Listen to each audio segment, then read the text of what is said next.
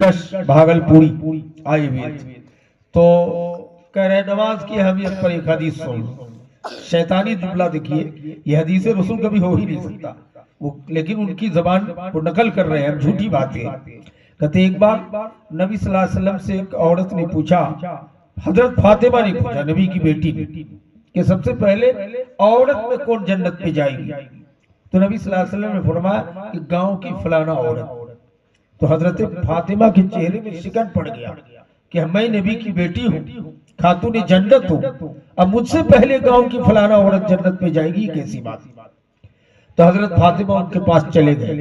हजरत फातिमा जब वहां पहुंची, कहा कि तुम कौन अमल करती हो मेरी बहन कि मुझसे पहले जन्नत में तुम जा रही हो? तो उसने कहा कि मैं अमल नमाज में तकबीर उला कभी छोड़ी नहीं। समझ रहे?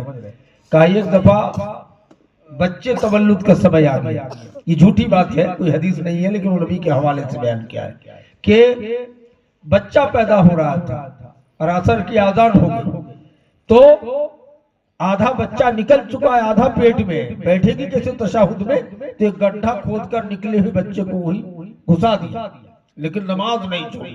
कर पढ़िया अस्सलातु वस्सलाम नबी बल्ला या रसूलल्लाह, नऊज़ बिल्लाह अस्तगफिरुल्लाह। देखिए कितना बड़ा शैतानी मौलवी, पीर ने तकरीर कर दी, इसलिए वो पहले जन्नत पे जा रही है।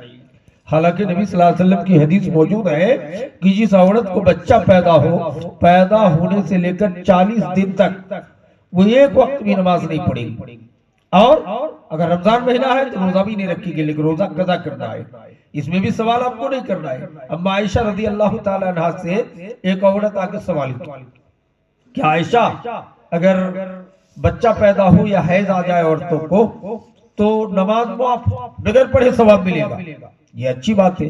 तो नमाज ज्यादा महत्वपूर्ण इबादत है कि रोजा?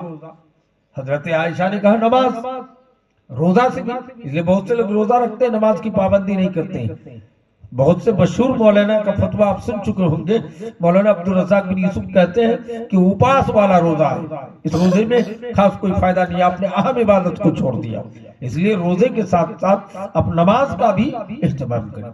हाँ, शरीयत ने कुछ छूट दिया है, आपको कोई मजबूरी है तो नियत करके जोहर असर इकट्ठा पढ़ सकते हैं, बहालत मजबूरी, और मगरिब इशा भी इकट्ठा पढ़ सकते हैं, लेकिन नमाज छोड़ना नहीं है।